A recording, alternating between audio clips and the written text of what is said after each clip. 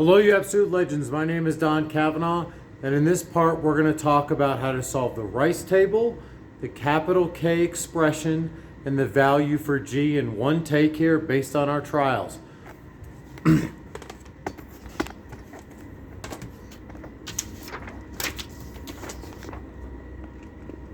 We finished all three trials and have an average molarity of this hydroxide concentration right here. This number goes into our Rice table. Here is our Rice table for the reaction right here. As we kind of spoke to in class, we can fill this in as plus 2x plus x. And this number here, the hydroxide molarity, that is what we calculated here today.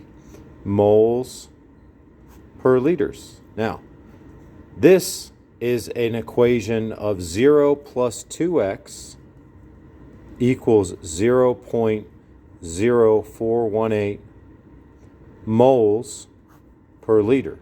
If I rearrange and solve for x, x can equal 0.209 moles per liter.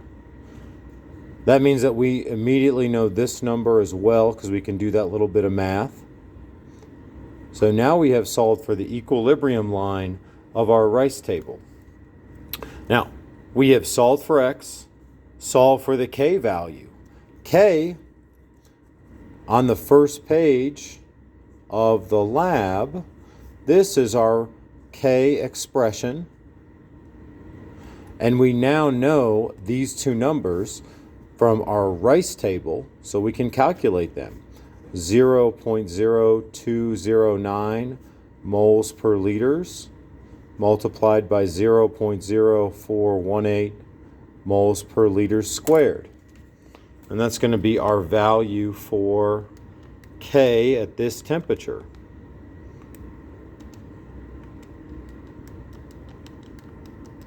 That is our value. That is the value that I got for K.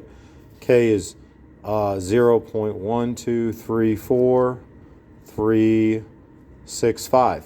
It's a unitless value. Now to calculate,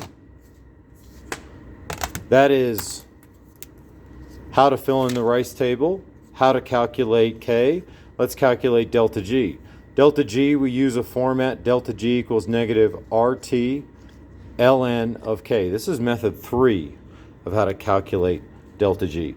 We know R, we know temperature, and we just calculated K, so we know all of these terms to solve for delta G.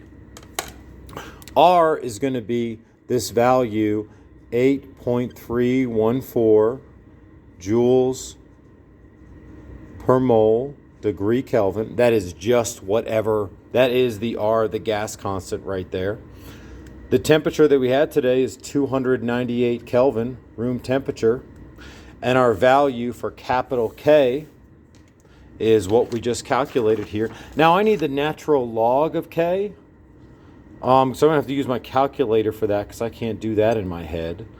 33365. Got that kind of sandwiched in there.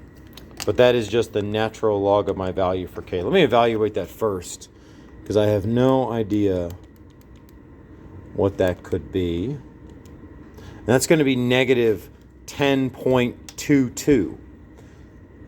So negative 8.314 joules per mole degree Kelvin times 298 times negative 10.218. That's fine. Now, this looks a lot more manageable, and I can multiply all that stuff.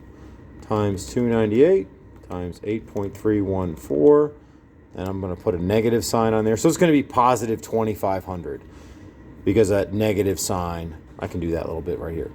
So that means that our G value is 25,316 joules. That is a positive value. Tells us that it's non-spontaneous right here. I hope this helps. Thank you.